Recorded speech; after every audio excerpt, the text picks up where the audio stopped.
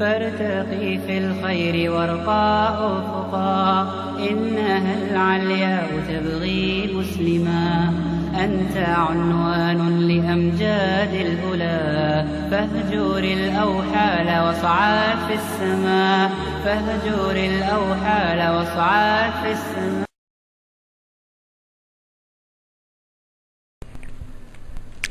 بالنسبة لشرايح اللنج انفاركشن، اللنج انفاركشن طبعا كلمة انفاركشن means coagulative necrosis due to deficient blood supply to a part of a tissue.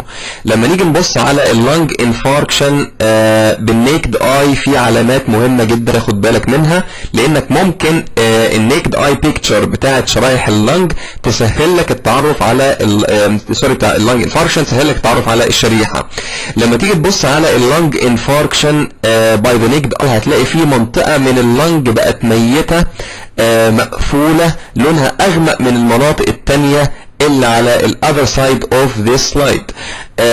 طبعا انت عارف ان اللنج لو بيحصل فيها انفاركشن بيبقى ريد انفاركت، ريد انفاركشن لان اي منطقة في الجسم ليها ديوال بلاد سبلاي، لو ماتت هيحصل فيها هيموراجيك انفاركشن، فالمناطق تبقى اغمق وتبقى مليانة ار بي سيز، مليانة ترانسيوديت، وفيها هارت فيلير سيلز وبراون بيجمنتيشن، فتلاقي دايما منطقه غامقه اللي هي فيها الانفاركشن، والمناطق الثانيه اللي هي less affected by the disease ممكن تلاقي فيها الفيولاي مفتوحه وتلاقي فيها venous congestion. يبقى اذا دايما تلاقي منطقه غامقه ومنطقه ثانيه فاتحه.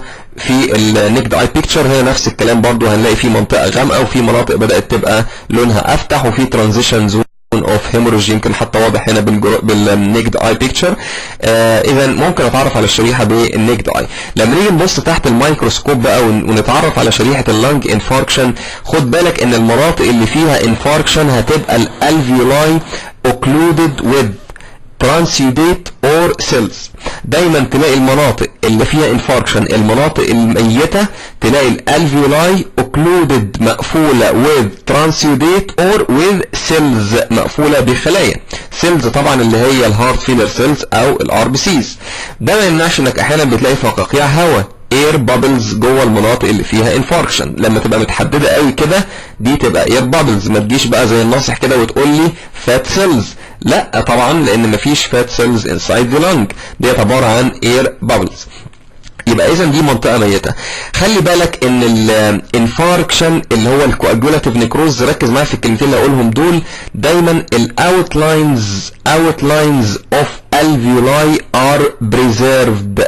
انت عارف ان الكواجولاتيف نيكروزز بيحافظ على الاركتكتشر اوف ذا تيشو، وده اللي بيفرق الكواجولاتيف نيكروزز عن other types of necrosis. ان الخلايا بتموت تفاصيل الخلايا مش واضحة، انما الاركتكتشر او هندسة التيشو او التصميم المعماري للتيشو لازال موجود.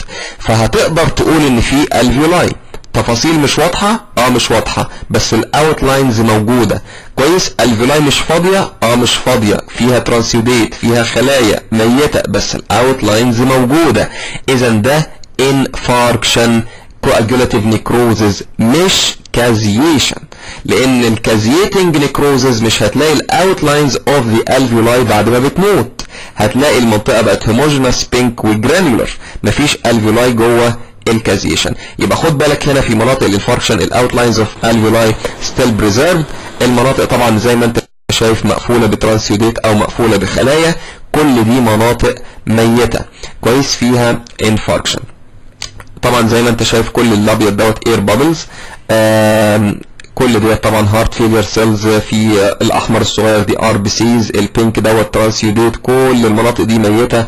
اللنج ما عادتش لنج مقفوله، بس تقدر تحدد الاوتلاينز اهو، الحدود في بوردرز هنا اهوت للالفيولاي. كانت زمان الفيولاي مفتوحه، النهارده اتقفلت، مش واضح الحدود قوي، مش واضحه 100%، بس تقدر تحدد الاوتلاينز بتاعتها. اذا ده كواجولاتيف نيكروزز او انفاركشن، دي كلها مناطق ميته. عايزين نشوف بقى، طبعا بتلاقي في الشريحه ديت جزء تاني بقى نورمال او في بيتنت الفيولاي مفتوح. نبص على الشريحه كده اهوت، دي مناطق برضو اللي هي المناطق المقفوله اللي فيها الانفاركشن. في جزء من الشريحه بدانا نلاقي عندنا الفيولاي بدأت تبقى مفتوحة هنا اهوت اهي في الفيولاي، ستيل فيها شوية كونجيشن. يبقى اذا الشريحة ديت فيها جزئين، جزء مقفول خالص، الفيولاي مقفولة بترانسيوديت ومقفولة بخلايا مقفولة تماما نهائيا مش مفتوحة، وجزء تاني من الشريحة في بيتنت الفيولاي ولكن في بيكتشر اوف فينس كونجيشن. يبقى لما يجي لك شريحة زي دي في الامتحان هتكتب الكومنت ازاي؟ هتقول الكلمتين اللي انا قلتهم في الانفاركشن، وتقول الكلام اللي قلناه قبل كده في الكرونيك فينس كونجيشن، لان اللنج ما يحصلش فيها انفاركشن الا لو فيها كرونيك فينس كونجيشن. فدايما تلاقي بيكتشر اوف كرونيك فينس كونجيشن مع اللنج انفاركشن. وعايزين نطلع من الموضوع ده بنقطة دي، طبعا كل دي اللي هي اللنج اللي هي السيمي نورمال، يعني لسه في الفيولاي مفتوحة، يبقى منطقة ميتة ومنطقة مفتوحة. عايزين نطلع بمعلومة مهمة جدا من الموضوع ده. لما تجيلك شريحة في الامتحان وتبص تلاقي picture of chronic venous congestion, heart failure cells و RBCs و transudate و congested vessels ما تستعجلش وما تقولش انها venous congestion until proved otherwise. لازم تثبت ان مفيش infarction. اسهل طريقه تبص على الشريحه من بره، لو لقيت منطقه فاتحه ومنطقه غامقه بص في المنطقه الغامقه هتلاقيها مقفوله، بص في المنطقه الفاتحه هتلاقيها مفتوحه، اذا انت في لانج انفاركشن. لو ما لقيتش الكلام ده يبقى تقدر تقول ان انت في كرونيك فينس كونجيشن. يبقى اذا ديت لانج انفاركشن و بيكتشر اوف فينس كونجيشن لازم تكون موجوده في شريحه اللانج انفاركشن.